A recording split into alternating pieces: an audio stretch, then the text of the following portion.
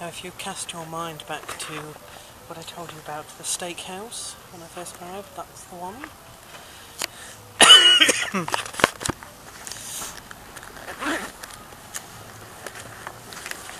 Down here in Moline, as they call it.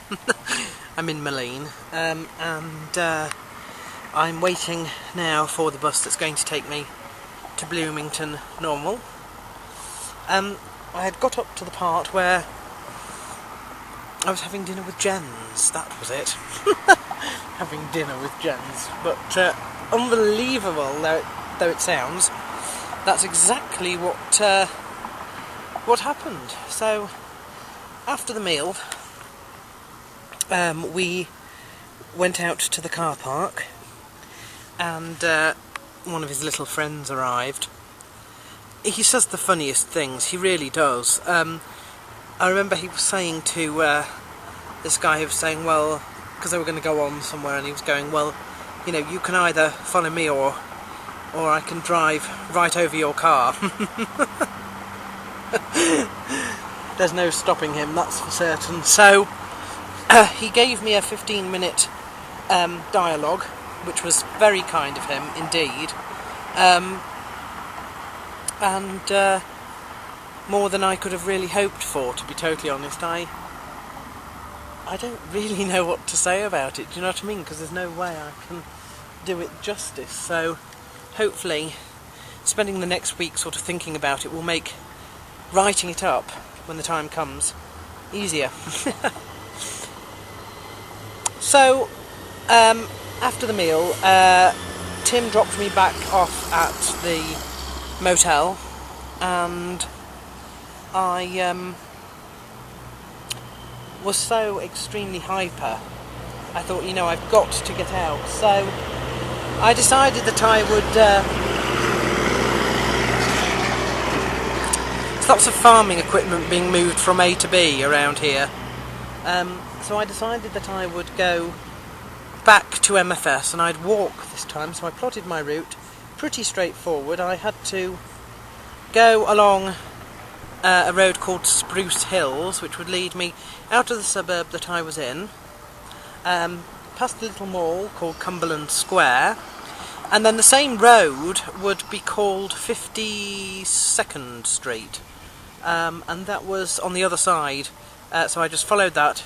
It would take me through an area of parkland, and then I'd descend into the suburb and come out by the river where MFS is located.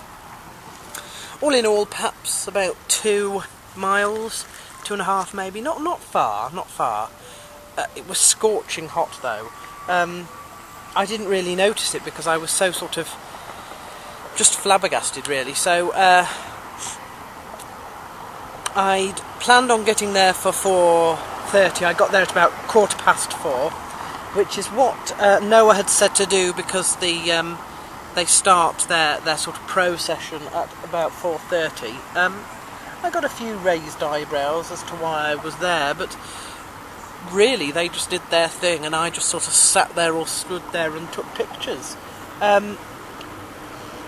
Pat wasn't there. He wasn't there for the whole time. I think he was away doing a seminar. But I did have his permission, so that made it easier. At least it made me feel legitimate anyway, because I could say, oh yes, Miletich knows I'm here, yes. Just hobnobbing. They were working really on sparring, and that was the most exciting bit. I haven't really got the patience, you know, and the concentration with the groundwork. I find the groundwork more exciting during a live fight,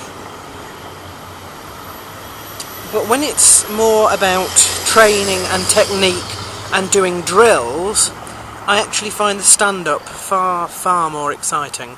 And thankfully, well, I got a bit of all of it really. Their programme works on 2 weeks, so 1 week it'll be one thing, the next week it'll be the next thing, and then it will go back to the first.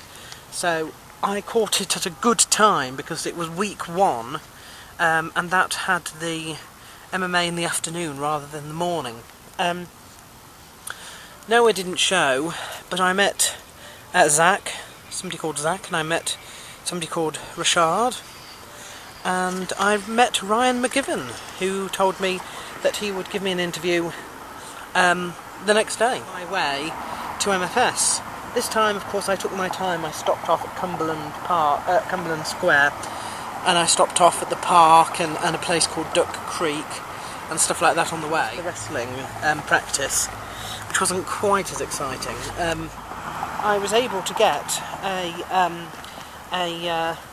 an interview, quite a long interview in fact, with Ryan McGivern. Noah was a little bit, he wanted to give an interview, but he was worried that it was going to be a bit boring because he broke his collarbone recently and hasn't been fighting since, and of course now he's got school again, and it'll be a while before he can, actually do any more fighting, and he was a bit sort of nervous about that. And then he is under contract and needs to appear in anything that goes on the net with his sponsors sort of all over himself, so he couldn't do it. He did say that he'd pop back after the wrestling practice, but the wrestling practice overran by about 20 minutes, and I don't know if he didn't come back or if he came back and he just couldn't find me, because of course I stayed in the wrestling room when I was talking to Ryan McGivern, and then I also spoke to Elsie Davis, so cab back, and I went for a swim in the pool, the free pool, which was empty and lovely, and then I went to bed. This morning I heard from BLM Fighter, who is hopefully going to be picking me up this afternoon. Bless him, I hadn't realised that it was quite such a long journey from Bloomington Normal to the Hit Squad. He's driving me down there, and because I don't really get in until about 7:30, it's a sort of 3-hour journey, so it's about 9 or 10 when we get there, if we leave straight away, and then he's got to probably turn around and come right back. He said he was fine with it. He phoned to say he'd be there at the station, and but he has done me, well, if he's there and he does it, he will have done me a huge service. A real big service, above and beyond the Call of Duty, really, because I think had I bothered researching it a little bit more, I might have realised it was a little bit, well, sort of bordering on the rude, really, to insist upon something like that. So, and then I met Tim McKinnon again.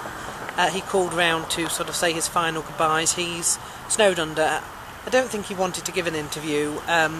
He said that he thought he would be quite boring compared to Jens, because I'd forgotten to give him an interview the day before in my sort of excitement over what happened with Jens, really. But I think he was all right with that, so it all came out all right, really. And then I came over here to by taxi, and it was raining this morning, but it's really brightened up. And I came in, I looked at this exhibition here at the John Deere Pavilion, and I met a woman there who, in fact, is from Germany, and she said, "Why don't you leave your heavy bags with me and come back this afternoon and collect them?" Bless them! Do you know, places like airports would charge heaps for hiring out lockers, and they just said, dump your bags in there and off you go, and come back this afternoon and you can pick them up. So I did. And I walked down by the river as far as Rock Island. Then I came back through and I saw some of the churches, and then I finally ended in the historic block of Moline before coming back here. What a fabulous time. Absolutely fabulous time.